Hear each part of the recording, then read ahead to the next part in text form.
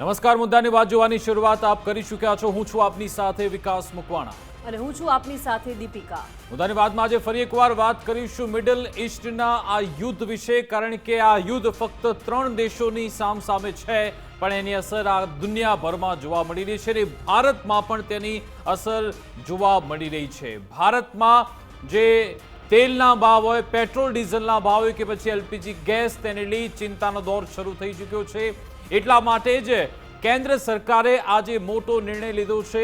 Essential commodity act 1955 એ અત્યારે લાગુ થઈ ચૂક્યો છે અને તમામ જે પુરવઠો છે, જે જથ્થો છે, સંગ્રહખોરી છે, એના પર નજર રાખવામાં આવશે અને સરકાર એ બાબતે કડક થઈ રહી છે અને દેશમાં અસર એ જોવા મળી, જે કમર્શિયલ એલપીજી ગેસ મળતો હોય છે, એ હોટલો હોય કે પછી રેસ્ટોરન્ટ કે જ્યાં પણ કમર્શિયલ ઉપયોગ થતો હોય ત્યાં રોક લગાવી દેવામાં આવતા અનેક જગ્યાએ ધંધા રોજગાર ઠપ થઈ રહ્યા છે।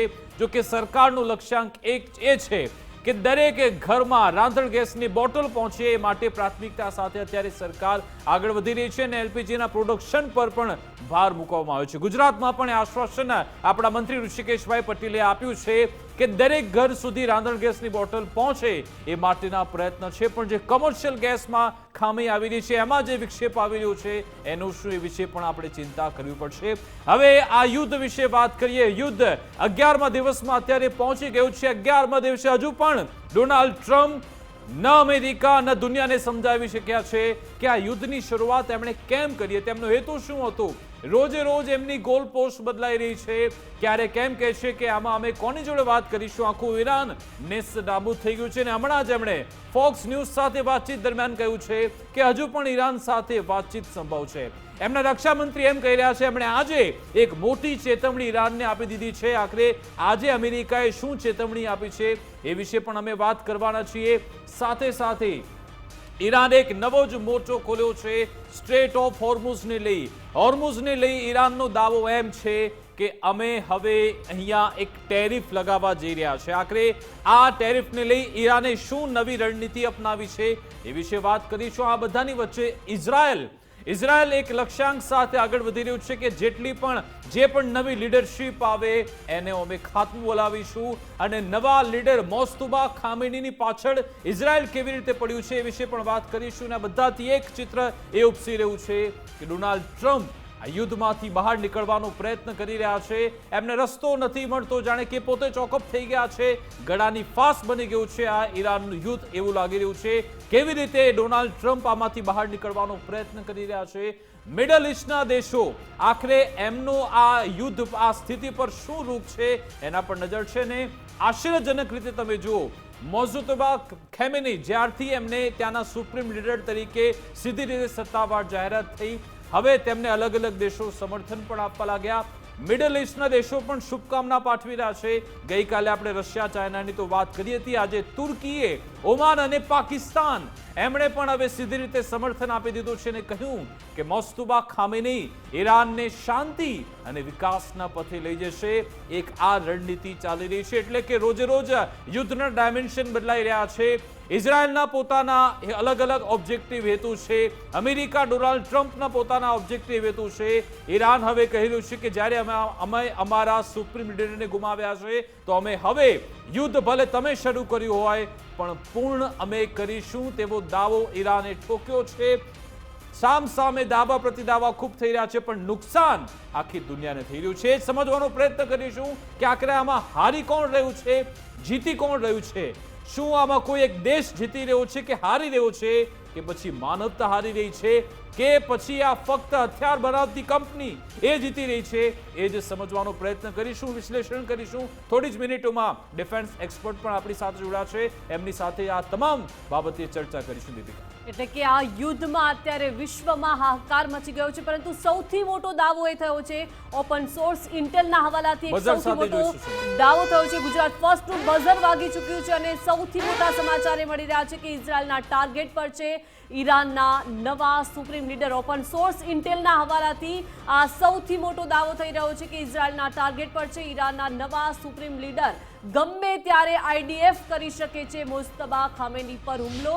જી હા, નવા જે સુપ્રીમ લીડર છે તેના પર હુમલો થઈ શકે છે। મુજતબા ખામેની પર હુમલાની હવે શરૂઆત થઈ શકે છે તેવો આ સૌથી મોટો દાવો છે વિકાસ. બિલકુલ ઓપન સોર્સ ઇન્ટેલનો દાવો છે કે ઇઝરાયલ એના પર અત્યારે પિન પોઈન્ટ ટાર્ગેટ કરીને બેઠું છે. અગાઉ પણ જ્યારે ખામેનીની હત્યા થઈ હતી 6 મહિના પહેલા ડોનાલ્ડ ટ્રમ્પ ટ્વીટ કરી ચૂક્યા હતા કે કહેવાતા સુપ્રીમ લીડર ક્યાં છે મને ખબર છે, ને પછી 28 ફેબ્રુઆરીએ તેમની હત્યા કરી નાખીને કઈ જ એ જ પેટર્ન સાથે અમેરિકા પ્લસ ઇઝરાયલ આગળ વધી રહ્યા છે. ઇઝરાયલ અત્યારે ગમે ત્યારે એટેક કરી શકે છે તેવી અત્યારે પરિસ્થિતિ છે. જો કે હવે મોસ્તુબા ખામેની આખરે ક્યાં છે એ પણ કોઈને ખબર નથી. કયા બંકરમાં છુપાયેલા છે, શું એ સ્વસ્થ છે કે પછી એ ઘાયલ છે, એને લઈને પણ કઈ જ જાણકારી નથી મળી. ઈરાનનો દાવો છે કે એકદમ સંપૂર્ણ સ્વસ્થ છે.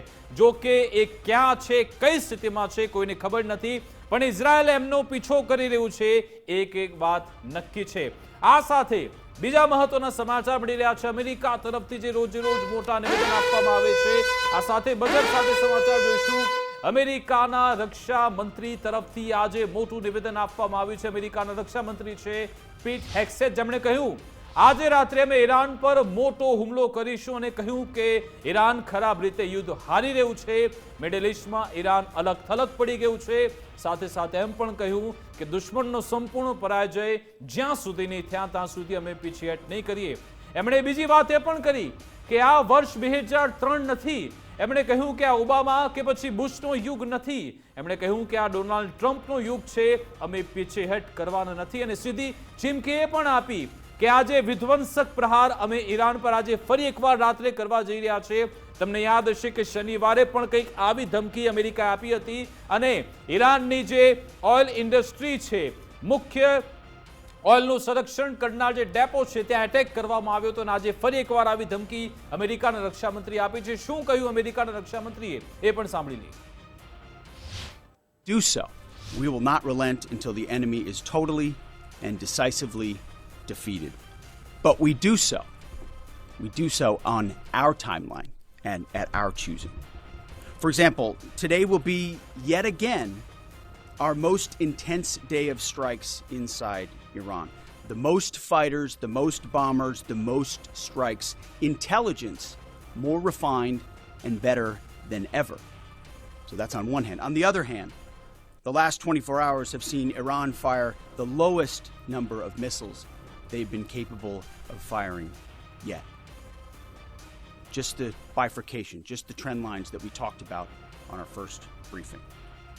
You see, this is not 2003. This is not endless nation building under those types of quagmires we saw under Bush or Obama. It's not even close.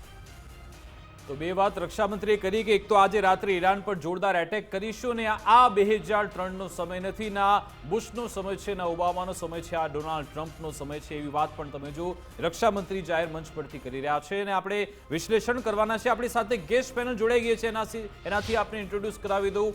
અમારી સાથે રિટાયર્ડ કેપ્ટન જયદેવભાઈ જોશી જોડાઈ ગયા છે. જયદેવજી, ગુજરાત ફર્સ્ટમાં આપનું સ્વાગત છે. સાથે ડિફેન્સ એક્સપર્ટ ઉત્પલ વોરા સાહેબ જોડાયા છે. ઉત્પલજી, આપનું પણ ગુજરાત ફર્સ્ટમાં સ્વાગત છે.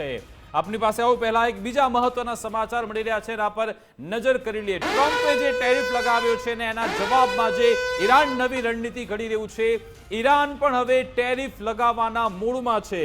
ઈરાન પણ ટેરિફ લગાવી શકે છે. હવે ટેરિફ વોર શરૂ થઈ ગયો છે. હાર્મુઝમાં સિક્યુરિટી ટેરિફ લગાવવાની ઈરાનની તૈયારી છે. યુએસ અને તેના સહયોગી દેશો પાસેથી ટેરિફ વસૂલશે. હોર્મુઝમાંથી શિપ પસાર થવા દેવા પર ઈરાન ટેરિફ વસૂલી શકે છે. એટલે કે હવે આખા યુદ્ધમાં ટેરિફ વોર પણ શરૂ થઈ ગયો છે. શું હવે આ યુદ્ધમાં ટેરિફ વોરથી આ યુદ્ધ વિકરાળ ભીષણ બની શકે છે વિકાસ? બિલકુલ. આજે બે મોટા સમાચાર આવે. એક તો એવો દાવો થયો, ઈરાને તમામ દેશોને ચીમકી આપી છે કે જો તમારે અહીંયાથી તમારા શિપ પસાર થવા દેવા છે તો તમે અમેરિકા અને ઇઝરાયલના જે રાજદૂતો છે, એમ્બેસેડર છે, એને દેશમાંથી બહાર કાઢો. બીજી ચીમકી આપી છે કે અમે અહીંયા ટેરિફ પણ લગાવી શકીએ છીએ. આ મોટા સમાચાર છે. એની સામે ડોનાલ્ડ ટ્રમ્પે આજે સ્પષ્ટતા કરી કે જો તમે એને ચોકઅપ કરવાનો પ્રયત્ન કર્યો તો અમે અમારી નેવી મોકલીશું અને શિપને ત્યાંથી બચાવીશું. પણ એ સવાલ થાય, ડોનાલ્ડ ટ્રમ્પ જે રીતે એક બાદ એક સ્ટેટમેન્ટ આપી રહ્યા છે, શું એ આ યુદ્ધમાંથી બહાર નીકળવા મથી રહ્યા છે એ વિશે સમજીશું. ઘણા બધા એવા મુદ્દા છે. બઝર સાથે ન્યૂઝ જોઈશું કે આખરે શું ડોનાલ્ડ ટ્રમ્પ આ મહાયુદ્ધમાંથી બહાર નીકળવાનો રસ્તો શોધી રહ્યા છે. એટલા માટે કારણ કે અમેરિકાએ પીછેહટ કરી હોય તેવું લાગી રહ્યું છે. કેવી રીતે આ સમાચારથી સમજીશું. અમેરિકાએ પ્રિન્સ સુલતાન બેઝથી પોતાના ટેન્કર વિમાન હટાવી લીધા છે. અમેરિકા પોતાના એર એસેટ્સ શિફ્ટ કરી રહ્યું છે. સાઉદીથી સુરક્ષિત જગ્યાએ પોતાના એર એસેટ્સ અમેરિકા શિફ્ટ કરે છે. અમેરિકાએ પોતાની સુરક્ષા રણનીતિ બદલી છે. ઈરાનની ઓબ્ઝર્વર રિપોર્ટથી આ ખુલાસો થયો છે, જેમાં ખાડીમાંથી પણ અમેરિકન ફોર્સની વાપસી થઈ રહી છે. કતર હોય, બહેરીન હોય, કુવૈત, ઇરાક, તમામ જગ્યાએથી યુએસ હટી રહ્યું છે. જોર્ડન, યુએઈ અને સિરિયામાં પણ અમેરિકન સેનાની તૈનાતી ઓછી થઈ છે. આખરે આ શું સંકેત આપે છે? અગાઉ જ પોતાનું યુએસએસ અબ્રાહમ લિંકન પણ તે અરબ સાગરમાંથી પાછળ લઈ ચૂક્યું છે અને હવે સેનાની તૈનાતી પણ એરબેઝમાંથી ઓછી કરી રહ્યું છે. એ શું સંકેત આપે છે એ સમજવાનો પ્રયત્ન કરીશું. અને હવે સૌથી મોટો યક્ષ પ્રશ્ન એ પણ જોઈશું બજર સાથે. યુદ્ધના 11મા દિવસે શું ટ્રમ્પની જીત થઈ છે કે પછી હાર થઈ છે? કોનું પલડું ભારે છે એ સમજવાનો આપણે પ્રયત્ન કરીશું. તમે અલગ અલગ પોઈન્ટ જો. પહેલો અહીંયા હેતુ અમેરિકાનો હતો તખ્તા પલટ થાય. શું તખ્તા પલટ થયું? ના. એમાં પણ ડોનાલ્ડ ટ્રમ્પ નિષ્ફળ રહ્યા. બીજી સૌથી મહત્વની બાબત, ડોનાલ્ડ ટ્રમ્પ ઈચ્છતા હતા કે મારી મરજીના હું જેને કહું એ સુપ્રીમ લીડર બને. શું એ સુપ્રીમ લીડર અહીંયા બન્યા? ના. મોસ્તુબા બન્યા છે. સાથે સાથે શું વેનેઝુએલાની જેમ ઈરાને સરેન્ડર કર્યું? એ સરેન્ડર કરવાની કોઈ વાત અહીંયા ઈરાન નથી કરી રહ્યું. હોર્મુઝ સ્ટ્રેટ, એના પર કોઈ ઇમ્પેક્ટ નહીં આવે. ડોનાલ્ડ ટ્રમ્પે વાત કરી હતી, પરંતુ આ જ હોર્મુઝ સ્ટ્રેટના કારણે તેલના ભાવ વધ્યા છે. $100 પાર પહોંચી ગયા. મિડલ ઈસ્ટમાં જે અમેરિકાના સૈન્ય બેઝ આવેલા છે, અમેરિકાનો દાવો હતો કે અહીંયા કશું જ કાકરી ચાળું નહીં થાય, પણ તમે જુઓ 12 જેટલા દેશો છે જ્યાં અત્યારે ઈરાન એટેક કરી રહ્યું છે. ઈરાનના કારણે સાઉદી, કુવૈત, બહેરીનના તમામ બેઝ અત્યારે ખાલી કરવા પડ્યા. મિડલ ઈસ્ટના ઘણા જે દેશો છે યુદ્ધ રોકવાનો પ્રયત્ન કરી રહ્યા છે. અમેરિકા પર દબાણ બનાવી રહ્યા છે. તેલ અવીવમાં પણ જબરદસ્ત તબાહી થઈ છે. તમે આનાથી સમજો કે આમાં કોની જીત થઈ છે, કોની હાર થઈ છે, કોનું પલડું ભારે છે. આ બધાની વચ્ચે આજે બીજા મહત્વના સમાચાર એ કે યુએસ ઇઝરાયલના હુમલામાં ઇસ્ફહાનમાં જોરદાર બ્લાસ્ટ થયો હતો. યુએસ ઇઝરાયલ હુમલામાં ઇસ્ફહાનમાં જોરદાર બ્લાસ્ટ થયો છે. ઈરાનના ઇસ્ફહાનમાં ઇઝરાયલની ભયંકર બોમ્બમારી થઈ છે. જી હા, ઇસ્ફહાનમાં ઈરાની ડ્રોન દ્વારા અટેક કરવામાં આવ્યો છે અને ફેક્ટરી પણ નષ્ટ થઈ છે અને ડ્રોન મારફતે આ તમામ દ્રશ્યો છે. એક બાજુ એ ડ્રોન ફેક્ટરી અને એને નષ્ટ કરવામાં આવી. દીપિકા જી બિલકુલ, કે ઇસ્ફહાનમાં ઈરાની ડ્રોન ફેક્ટરી તબાહ થઈ ગઈ છે. શાયદ ડ્રોન સ્ટોરેજ પર પણ પિન પોઈન્ટ અટેક કરવામાં આવી રહ્યો છે. ઈરાન તરફથી આ જબરજસ્ત હુમલાઓ કરવામાં આવી રહ્યા છે. ઈરાનના ઇસ્ફહાનમાં ઇઝરાયલની આ ભયંકર બોમ્બમારી થઈ છે. એટલે 11મો દિવસ છે આજે મહાયુદ્ધનો, જ્યાં ઇસ્ફહાનમાં ઈરાની ડ્રોન એટેક કરવામાં આવ્યા છે અને આખી ફેક્ટરી તબાહ કરવામાં આવી છે. બિલકુલ, આ ડ્રોન સ્ટોરેજ પર એટેક કર્યો અને સાથે ઈરાન પર ભીષણ હુમલો આજે 11મા દિવસે પણ યથાવત છે. એક વિઝ્યુઅલ તમને બતાવે છે કે આખરે ત્યાં કેવી પરિસ્થિતિ છે, કેવા બોમ્બનો ઉપયોગ થઈ રહ્યો છે. કરજ સહિત ઈરાનના 10 શહેરો પર એર સ્ટ્રાઇક થઈ. કરજમાં અમેરિકી હુમલાથી આખા વિસ્તારમાં દહેશત થઈ. આ દ્રશ્યો પણ આપણે ફૂલ સ્ક્રીનમાં જોઈશું અને ડિફેન્સ એક્સપર્ટ પાસેથી પણ સમજવાનો પ્રયત્ન કરીશું શું થયું છે. જ્યારે બ્લાસ્ટ થાય છે આખું આકાશ પીળા રંગનું થઈ જાય છે. આખરે કઈ એવી મિસાઇલનો, કયા બોમ્બનો ઉપયોગ થયો છે એ પણ સમજવું પડશે. શું આ મશરૂમ ક્લાઉડ છે તેને લઈને પણ ચર્ચા શરૂ થઈ. તમે જુઓ, કરજમાં જ્યારે બ્લાસ્ટ થયો હતો એ આખું આકાશ અહીંયા પીળા રંગનું થઈ ગયું હતું. કેવી અહીંયા ટેકનોલોજીનો ઉપયોગ થઈ રહ્યો છે અહીંયા સમજવું પડશે. આજે સવારે જ ડોનાલ્ડ ટ્રમ્પે કહ્યું અમે લેઝર ટેકનિકનો પણ આવનારા સમયમાં ઉપયોગ કરવા જઈ રહ્યા છીએ, પણ દુનિયા જોશે. એટલે ખૂબ જ વિધ્વંસક આ અત્યારે યુદ્ધ થઈ રહ્યું છે, એને જે સમજવાનો પ્રયત્ન કરીશું. આપણી સાથે ગેસ્ટ પેનલ જોડાયેલી છે.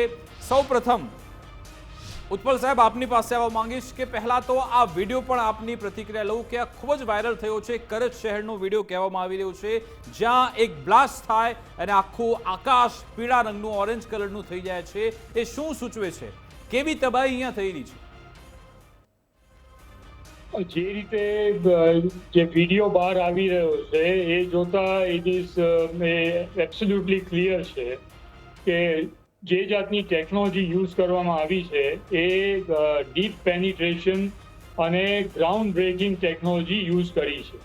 અને ઓબ્વિયસલી આ સ્પેશિયલાઇઝ મ્યુનિશન્સ આની અંદર, જેની અંદર જીપીએસ ગાઈડન્સ સાથે અને ડીપ પેનિટ્રેશન જઈ અંદર ગ્રાઉન્ડની અંદર જઈ અને બેઝડ ઓન ધી ઇન્ટેલિજન્સ કે જે ઇઝરાયલી અને અમેરિકન ફોર્સિસ પાસે ને એમની પાસે હોય એ પ્રમાણે કયા લેવલ ઉપર may be 50 metres 60 metres 70 metres કેટલા ડીપ એની અંદર either the arms and ammunition, either the missiles કે પછી ડ્રોન્સ કે એક્સપ્લોઝિવ મટીરિયલ જે યુઝ કરવા માટે ઈરાને સ્ટોરેજ કરી રાખ્યો અને ડિલિવરી સિસ્ટમ્સ જ્યાં આગળ એનો સ્ટોક કર્યો હોય ત્યાં આગળ આ એટેક થયો હોય એવું લાગે છે.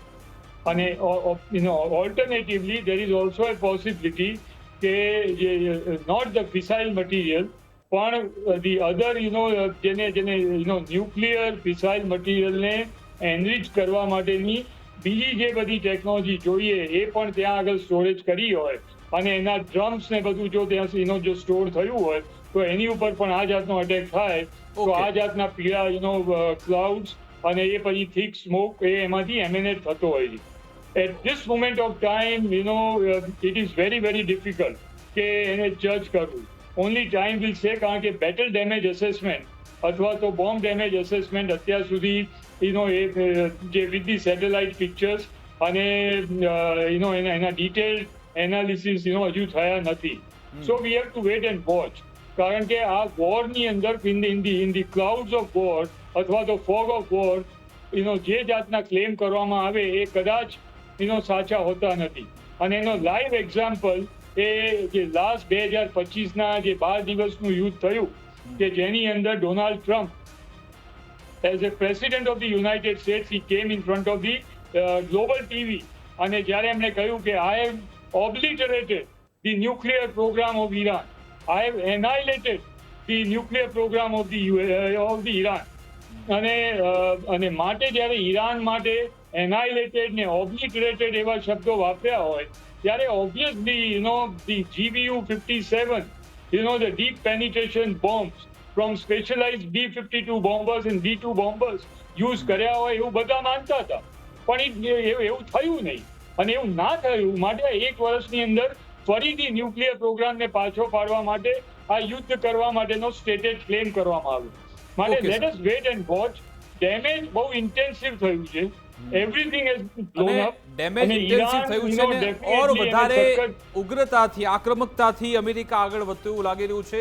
જયદેવજી, આપની પાસે આવવા માંગીશ. શનિવારે જ આપણે ચર્ચા કરી રહ્યા હતા ત્યારે તો ત્યાંના નાણામંત્રી, રક્ષામંત્રી અને ડોનાલ્ડ ટ્રમ્પ પોતે એમણે કહ્યું હતું કે આજે રાત્રે ભીષણ એટેક કરીશું.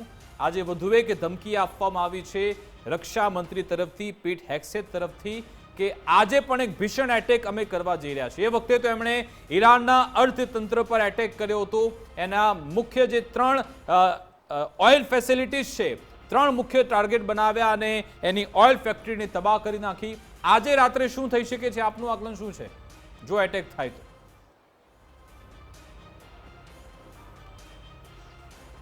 જી નમસ્કાર વિકાસજી, આપે ખૂબ સરસ પ્રશ્ન પૂછ્યો છે અને શનિવારની આપણી ચર્ચાનો ઉલ્લેખ તમે કર્યો. એ શનિવારની ચર્ચા પછી આપણી ચેનલમાં આજ પ્રાઇમ ટાઈમની 8 વાગ્યાની ચર્ચામાં જે વાત થઈ હતી એનો હું ઉલ્લેખ કરીને કહું ને ત્યારે પણ એવું હતું કે આ સૌથી ભીષણ અટેકવાળી રાત હશે કહેવામાં આવ્યું હતું. ત્યારે મેં 3 ટાર્ગેટ્સ મેં કહ્યા હતા કે આમાં એટેક કરશે. ભીષણતા તો સબ્જેક્ટિવ શબ્દ છે અને બહુ ફેરવી તોડે છે ટ્રમ્પ અને આખું તંત્ર. તો એ એટેક હોઈ શકે ક્યાં ક્યાં? તો મેં ઓઇલ ભંડારો અને એમના ડેપોઝ ઉપર એટેક થશે અમે વાત ઉચ્ચારી હતી, ઉલ્લેખી હતી અને સંભાવના વ્યક્ત કરી હતી. બીજું એ કે એમના આર્મામેન્ટ્સ, એમની મિસાઇલ કહેવાય છે ઘણી બધી જગ્યાએ એમણે મિસાઇલોને અંડરગ્રાઉન્ડ ટનલ જેવી જગ્યા, એવા બંકરો, ટનલ જેવા કિલોમીટરના કિલોમીટર લાંબા એવી ટનલ જેવા બંકરોમાં રાખ્યા છે, એના ઉપર હોઈ શકે. અથવા ઇવન નાગરિક થાણાઓમાં જ્યાં સંભવિત ઈરાનિયન રિજીમ સત્તાના લોકો હોય ત્યાં એટેક હોઈ શકે. આજે પણ વિકાસજી આપના પ્રશ્નનો જવાબ આપતા હું એ જ વાતને નું પુનરાવર્તન કરીશ કે આ ભીષણમાં ભીષણ એટેક ક્યાં થવાનો છે? એમના મિલિટરી ઇન્સ્ટોલેશન્સ ઉપર થવાનો છે અથવા બીજી કોઈ જગ્યાએ?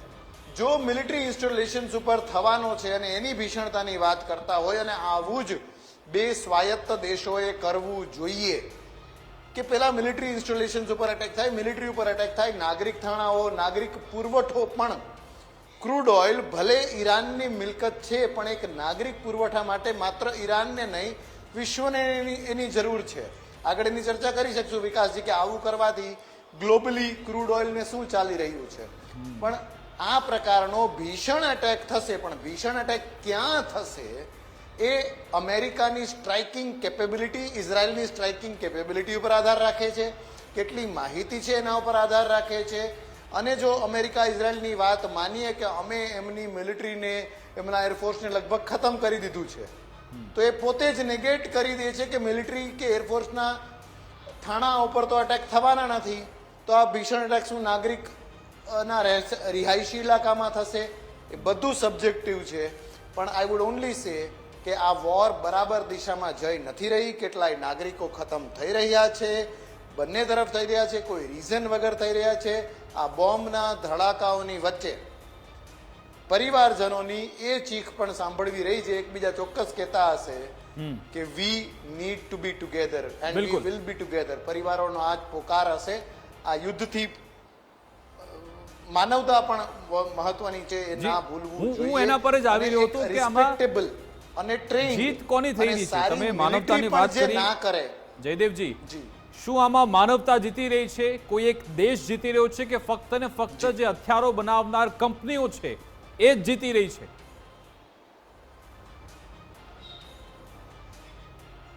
હથિયારો બનાવનાર કંપની ચોક્કસ જીતી રહી છે.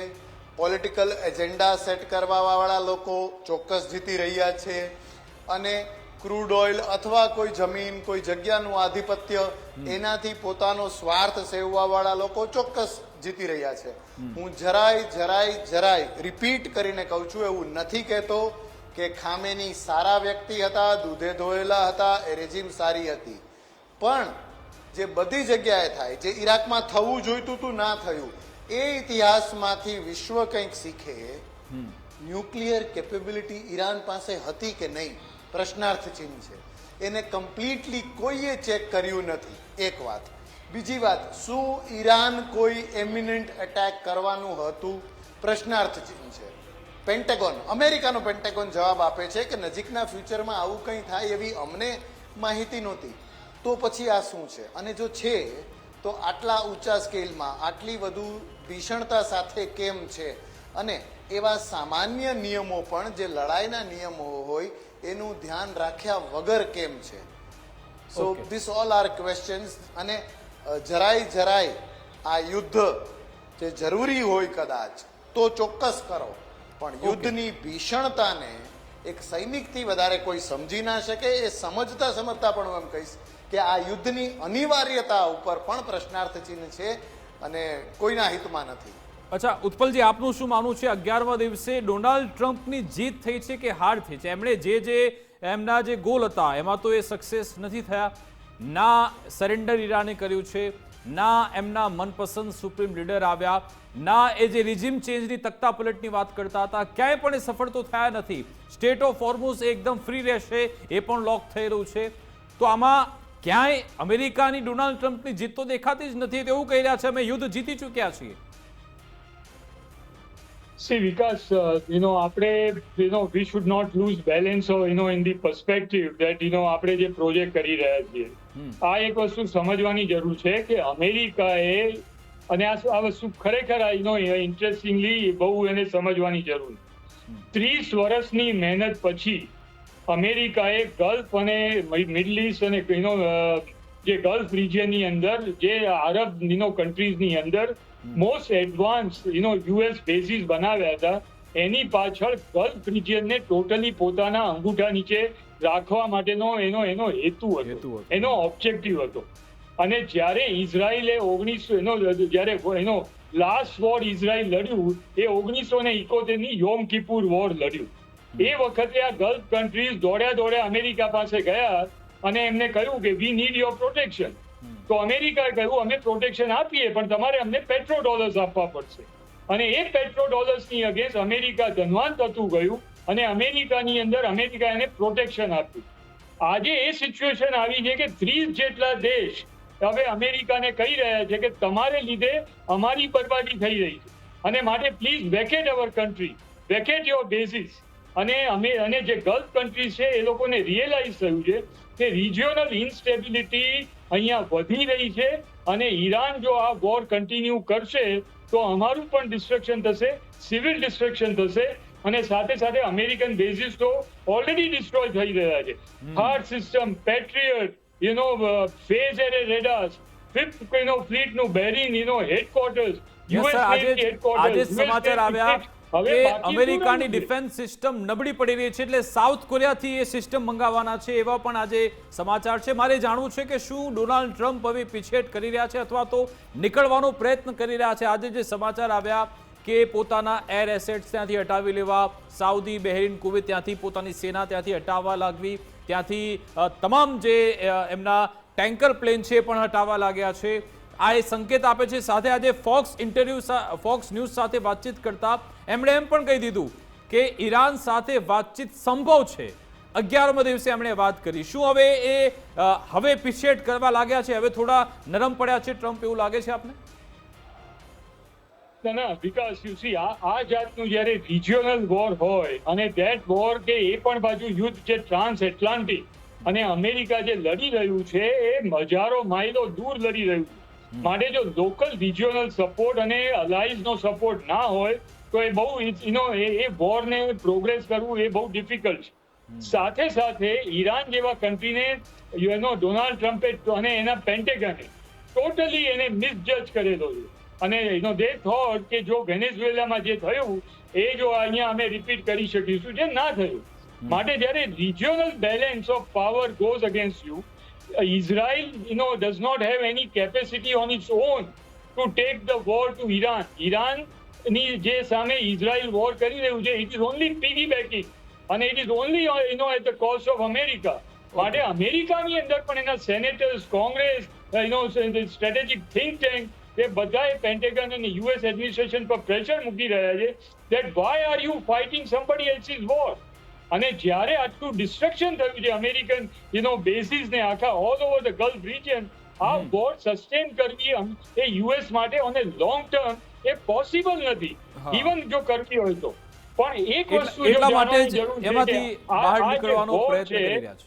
જી જયદેવજી, મારે તમારી પાસે આવું માંગુ છું કે કારણ કે જે મોજતુબા ખેમેની એમના આવ્યા બાદ ધીમા સુરે અલગ અલગ પ્રતિક્રિયા આવતી હતી, પણ આજના દિવસમાં શહેબાઝ શરીફ પાકિસ્તાન તરફથી પણ આજે એમને અભિનંદન પાઠવવામાં આવ્યા અને એ તો અમેરિકાનું પીઠું કહેવામાં આવે છે, છતાં પણ એમણે એવું કહ્યું કે I am confident that new supreme leader would guide Iran towards peace, stability and prosperity in the years ahead. આ શું સંકેત આપે છે પાકિસ્તાન તરફથી આ રીતના સ્ટેટમેન્ટ? તુર્કીએ પણ સમર્થન આપ્યું, ઓમાને પણ સમર્થન આપ્યું, અમેરિકાની સામે આ નિવેદન છે. આ એ પાકિસ્તાન છે જે અમેરિકાએ આપેલા શસ્ત્રોથી લડવા માંગે છે. આ એ પાકિસ્તાન છે જે ડોનાલ્ડ ટ્રમ્પ સાથે એના જનરલ અને પછીથી પોતે સેલ્ફ પ્રોક્લેમ્ડ ફિલ્ડ માર્શલ ડિનર કરે છે. આ એ પાકિસ્તાન છે જેના દેશમાં કરાચીમાં અમેરિકાના દૂતાવાસમાં ની સામે વિરોધ પ્રદર્શન થાય ત્યારે વિરોધ પ્રદર્શન ડામવા માટે 6 લોકોને ખતમ કરે છે. સો આ હદે અમેરિકા પરસ્ત પાકિસ્તાન આવી રીતે જો સ્વાગત કરે મુજતબા ખમેનીનું તો એ એક જ વાત ઉપર ઇશારો કરે છે અને લગભગ હવે વિશ્વનો દરેક દેશ, જેમ શરૂઆતના એક પ્રશ્નમાં ઉત્પલ વોરા સરે વાત કરી તેમ વેઇટ એન્ડ વોચ, વિશ્વનો લગભગ દરેક દેશ અત્યારે વેઇટ એન્ડ વોચ કરી રહ્યું છે.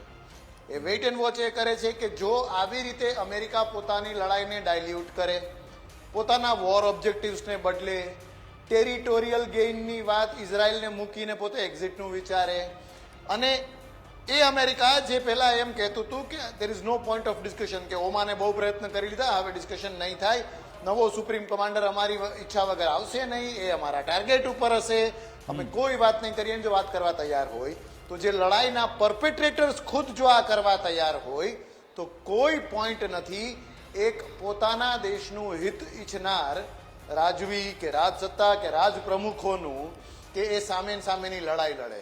કોને ઓકે, ખબર અને બીજી મુસ્તફા ખામેની આજ- આવનારા આજે- દિવસો સુધી કેટલાય અઠવાડિયા મહિનાઓ વર્ષો બીજું સુધી જયદેવજી આમાં એક સુપ્રીમ લીડર બનેલા રહે. યુદ્ધની એટલે પરિસ્થિતિમાં પાકિસ્તાન થોડી બહુ આવી ડિપ્લોમસીથી ચાલી રહ્યું છે. રમૂજી ઘટનાઓ પણ એ બનતી હોય છે કે ટ્રમ્પે આજે પ્રેસ કોન્ફરન્સ કરી ત્યારે કહ્યું કે પુતિને મને ફોન કર્યો હતો, એમણે કહ્યું કે તમે ઈરાનનું યુદ્ધ રોકી દો એ માટે વાત કરી, પણ મેં સામે એમ કહ્યું કે તમે યુક્રેન વાળું યુદ્ધ રોકી દો, એટલે બંનેને નોબેલ પીસ પ્રાઇઝ મળવા જોઈએ કારણ કે બંને શાંતિની વાર્તા કરી રહ્યા છે.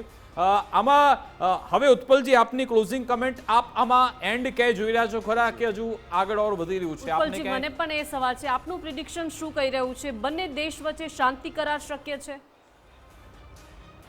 શાંતિ કરાર શક્ય છે અને નથી એનું કારણ તમે એનો સમજવાની જરૂર છે. શાંતિ કરાર કરવો પડશે ઓકે, કારણ કે NATO અને પર્ટિક્યુલરલી યુકે અને મેજોરિટી ઓફ ધ કન્ટ્રીઝ ખાલી એમને વર્બલી યુએસ ને સપોર્ટ આપ્યો છે, પણ they flatly point blank they refuse to get sucked into the war. અને USA is also realising that they are getting deeper and deeper into the war, કે જેમાંથી એમને બહાર નીકળવું હવે બહુ મુશ્કેલ છે. માટે બિલકુલ, they એ જ do not want દલદલમાં the અત્યારે Gulf to America become ફસાયેલું the છે. સાહેબ, Comair, સમયનો ભાવ છે એટલા માટે. for the USA. બિલકુલ. અને જયદેવજી, સાથે આપની સાથે closing comment. ચાઇના અને રશિયા એ અમેરિકાને ત્યાં આગળ ફસાવા જેટલું એને અંદર શક કરી શકે એ એના પ્રયત્નો કરશે. માટે બિલકુલ, અમેરિકાએ આમાંથી બહાર આવવું પડશે, પણ at the same time it will be not on the terms of US. ઈરાનનું ડિસ્ટ્રક્શન થશે, there is no doubt, કારણ કે it's asymmetric જી, war. એણે ખુબારી અમેરિકા- ભોગવવી પણ છે, પણ હવે અમેરિકા પોતાની શરતો પણ કરાવે છે કે કેમ? જયદેવજી, આપની કમેન્ટ.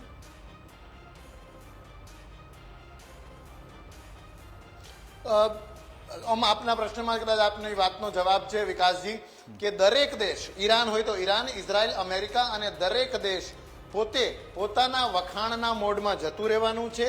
રિસ્પેક્ટેબલ એક્ઝિટ, હું કદાચ એ એક્ઝિટ શબ્દનો અર્થ એ પણ કરું છું કે શાંતિ સમાધાન મંત્રણા પણ રિસ્પેક્ટેબલ એક્ઝિટ દરેક પાર્ટી આમાંથી ઈચ્છે છે. ઓકે, ઓકે, બિલકુલ. સમયનો ભાવ છે એટલે ચર્ચા પર આપણે પૂર્ણ વિરામ મૂકીએ છીએ. આભાર જયદેવજી, આભાર ઉત્પલ વોરા સાહેબ, અમારી સાથે જોડાયા, વાતચીત કરી, સમય ફાળવ્યો તે બદલ આપનો ખૂબ ખૂબ આભાર. તો એક રિસ્પેક્ટેબલ એક્ઝિટ થાય એ અહીંયા જરૂરી છે. શું એવું થાય છે કે કેમ કે પછી આ યુદ્ધ ઓર વિકરાળ થાય છે, ઓર નવા ડાયમેન્શન, નવી રણનીતિ આમાં જોવા મળશે, એના પર અમારી નજર રહેશે. વિશેષ રજૂઆત અંતર્ગત બસ આટલું જ. આપ જોતા રહો ગુજરાત ફર્સ્ટ ન્યૂઝ. નમસ્કાર.